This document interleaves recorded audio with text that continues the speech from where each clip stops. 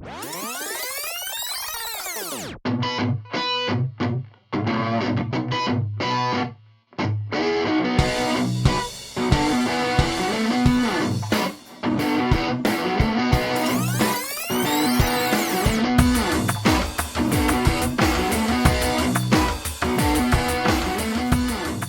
guys, this is Matt Owens coming to you again from the Learning and Outreach Center. This is the third video in our little series about the Sabbath. We had a question asked to us not too long ago. Should we keep the Sabbath day to observe it, or do we meet on the first day of the week? And I think it's a very valid question. And we really encourage you to go back and watch the first video and the second video if you have not watched those previous to this one. But if you want to go ahead and tune in on this one, it may not make as much sense. You'll understand it a little bit, I guess. But go back and watch video 1 and 2 again, and then come back and watch 3, and I think it'll make good sense to you. As we always say here, don't trust me, don't trust any man. God gave us a brain in the Bible. So let's look these verses up that we've used previously. You read those, I'm sure, already. If you haven't, go ahead and read them. And then the ones today. And I think we'll understand about this Sabbath and the first day of the week a little bit better.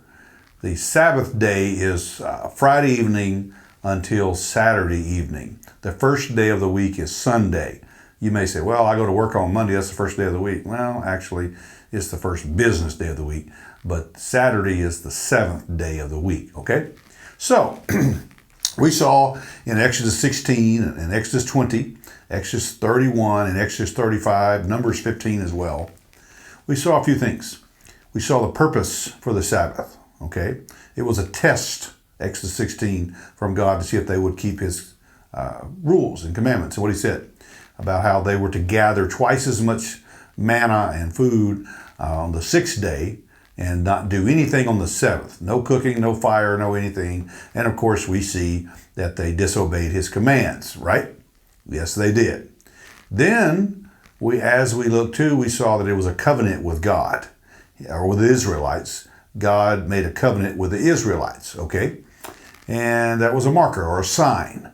And then we also looked at the punishment for not keeping God's instructions on how to obey or observe, as some call it, the Sabbath day. We saw in Numbers 15 a guy picking up wood out there. God ordered them to stone him. He was put to death. Exodus 35, same thing. If anyone did any work or light a fire in a dwelling, bad. You couldn't do any work, okay? So we asked the question, are those who are trying to bind Sabbath keeping today on us, not opinions, not suggestions, hey, it's a good idea, so forth, I'm with all that. But those who say you must keep the Sabbath or you're sinning or you're lost or whatever. And I think that's binding rules where God has not bound. Were they bound under the law of Moses? You bet you. But if we're going to say we're bound under the law of Moses today, then why don't we practice the punishment? Why don't we follow through with what all of the requirements of keeping the Sabbath is? Okay? So those are questions we asked in video 1 and 2. Now we come to the New Testament. This is our third, and it'll be the final video on it, unless we decide to come up at a different angle with this. So you say, well, okay, Matt, they did meet on the Sabbath day in the law, under the law of Moses, right? For 1,500 years almost. Yeah, they did. Okay. No doubt about that. Did Jesus? Yep, sure did. Did the apostles? Yep, sure did. But after Jesus' death, burial, and resurrection, some things changed. And that's what we're going to look at today, okay? So I'm in Matthew 28, verse 1, and we'll go quickly with these verses. Matthew 28:1. After the Sabbath, at dawn on the first day of the week, what happened? Jesus was resurrected, right? So we go to Mark. You say Mark 16:1 says the same thing, Matt? Yes, it does. When the Sabbath was over. When the Sabbath was over. Verse 2 talks about very early on the first day of the week, just after sunrise. So we see, obviously, Matthew and Mark are telling us Jesus was resurrected on the first day of the week, not the Sabbath. There are some who are militant on this Sabbath keeping stuff who try to contend that the Bible teaches Jesus was actually resurrected on the Sabbath day. That is not the case. There's no real evidence for that whatsoever, not according to Scriptures, unless you want to deny the Scriptures that we have today or the Word of God. Luke 24, verse 1. On the first day of the week, very early in the morning. Well, that's the same thing we read in Matthew and Mark, right? But while we're here, look up in Luke 23, verse 56, one verse prior to this one. Then they went home, prepared spices and perfumes, but they rested on the Sabbath in obedience to the commandment. So there was something they had to do to keep the Sabbath. A lot of people say, well, we meet our church group on the Sabbath and then I'm headed to work or I'm going skiing, I'm doing some hunting today, I'm doing all kinds of stuff. Well, wait, if you're going to bind that Sabbath keeping on everyone, then you don't need to be hypocritical. You need to keep all of the commandments there. You need to be obedient to the commandment. And that's not doing any work. No fires, no gathering wood, as we saw in Numbers 15 and Exodus 35 and other passages that we looked at in the first two videos. How about John now? We go to John chapter 20, the very first verse. Early on the first day of the week while it was still dark. That's Sunday morning. You said, Matt, why are you telling all this from the Gospels, it's first day of the week? Because you're going to see in Acts chapter 20 and 1 Corinthians 16 that the church came together on the first day of the week. You say, well, wait a second, Matt. I know in the book of Acts, I read where Paul and some of those guys observed the Sabbath. They did go to the synagogues on the Sabbath.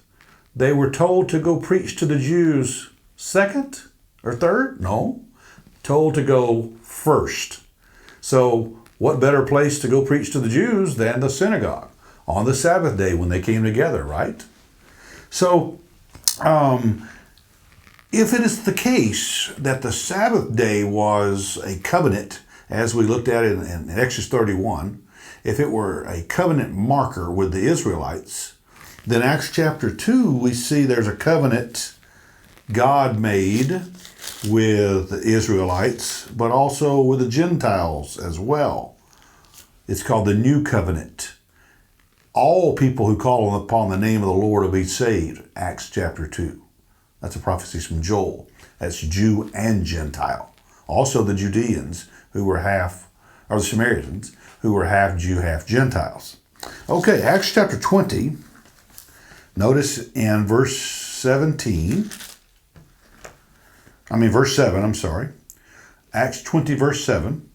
On the first day of the week, we came together to break bread. Paul spoke to the people because he intended to leave the next day and kept on talking to them midnight. My dad always gets upset if I go over about 30, 35 minutes when I speak. And I don't know if Dad would have liked my dad, I don't know if he would have liked the Apostle Paul's preaching because Paul went on for a long time. I'm just kidding. He enjoys it, but he likes to eat his lunch at noontime and so forth. And we're all that way, I guess. But in those days when they came together, wow, they preached for a long time, didn't they? But they came together there on the first day of the week. You say, well, that's just one instance, Matt, right? Well, there's one instance, sure. Then we look at 1 Corinthians 16. And now let's look at chapter 11 first. When they came together, I'll start about verse 23 and following there. When they came together, they took the Lord's Supper every time they came together. And you say, well, okay, but we don't know when that was. Then you go to chapter 16 of 1 Corinthians. Now about the collection for the Lord's people. Do what I told the Galatian churches to do. So now we got Paul telling the Galatian church to do something and telling the Corinthian church to do something. On the first day of every week, each of you should set aside a sum of money in keeping with your income, saving it up so that when I come, no collections will have to be made. Well, I wonder why that's on the first day of the week. Probably because that's the day they came together. What do you think? It makes logical sense, right? One other aspect, since we're in Corinthians, I would like to notice, for those who say, well, the Apostle Paul kept the Sabbath day, Matt. Look in the book of Acts. And there are some cases where Paul did keep the Sabbath, no doubt about it. Judaism had not ended at that point, so to speak. They were the covenant had new covenant had actually started in Acts chapter 2, but it took time for some of the Jews to be converted and to become Christians and to start following Jesus. So they were still meeting on the first day of the week. Still meeting on the Sabbath. And the Christians were meeting on the first day of the week. Some met on both. Okay. Then AD 70, when Jerusalem was destroyed, it kind of changed a lot of stuff for Judaism in those days. It was a very radical thing because the Levitical priesthood had ended and it was destroyed by the Gentiles. But Paul said in 1 Corinthians chapter 9, verse 19, though I am free and belong to no one, I have made myself a slave to everyone to win as many people as possible. To the Jews I became like a Jew to win the Jews. To those under the law I became like one under the law, though I myself am not under the law, so as to win those under the law. Well, before doing this presentation, I went back into my Greek Testament and I looked up that phrase to make sure it's in the Greek text. And sure enough, it's what it's translated correctly. Though I myself am not under the law. Well, if we're under the law of Moses, then in fact we are to keep the Sabbath day. Okay? We are to keep it holy. We are to do no work. We're not to light a fire in our dwelling, as we read it in those passages. But are we still under the law of Moses? Some say yes. And if that's what they believe, then of course they should say that we're to keep the Sabbath. But I'm also asking you, if that's what you say, then keep all of it, okay? So Paul's saying, I'm not under the law. Well, why would Paul not be under the law? Because Paul is under a new covenant.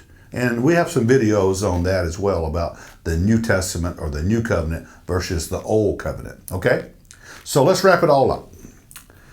If it is the case that we see the purpose was to make a covenant marker with the Israelites, and it was a test, Exodus 16. If that's the case, and is it? Looks like it is to me. That's what the text said, right? Read it for yourself. And if it's the case, there are some punishments involved in keeping the Sabbath, then if we're going to keep the Sabbath, then we have to, bring in the punishments too, right? If we're going to be faithful. And then we also saw the case that Paul met, Acts chapter 20, verse 7, first day of the week, told the Galatians and the Corinthians, 1 Corinthians 16, when they come together on the first day of the week, lay by some money. That way when he comes, that they'll have the donation ready to go. And he was taken to Jerusalem because people were starving, by the way. So, what do we notice real quickly? We notice that if we're not under the law of Moses, then we wouldn't be required to keep the Sabbath, would we? Some Christians say, well, we're under the Ten Commandments, right, Matt? No, the Ten Commandments are great principles. But if we're under the Ten Commandments, then we have to keep the Sabbath day. Some say, well, we're keeping the Christian Sabbath. There's no such thing as Christian Sabbath. Look it up. There's no Christian Sabbath. There's the Sabbath day of rest that was under the law of Moses. And that law was for the Israelites and those until the New Covenant came. All right? We're in the New Covenant now. We're in the New Testament. Therefore, I contend that we're not bound to keep the Old Testament law. Are there principles in like the Ten Commandments? They're good principles. No doubt about that. But our commands today, really in the New Testament, kind of sums it up with this. Love God with all your heart, soul, strength, and might, and love your neighbors yourself. Guys, I think that's enough right there for most of us to say, okay, I think we're to meet on the first day of the week. We saw where Jesus was resurrected, and that's why they were meeting on the first day of the week. And he made a new covenant with us, Jew and Gentile alike. Therefore, if you want to keep the Sabbath, you can. It's your opinion and so forth. But don't bind it on us as a legal obligation. Guys, we love you. God loves you. And as we always say, he gave us a brain and a Bible. I believe strongly that you can read these verses and find the truth for yourself. Don't trust me. Don't trust any man. I'm Matt Owens. Thank you for tuning in today.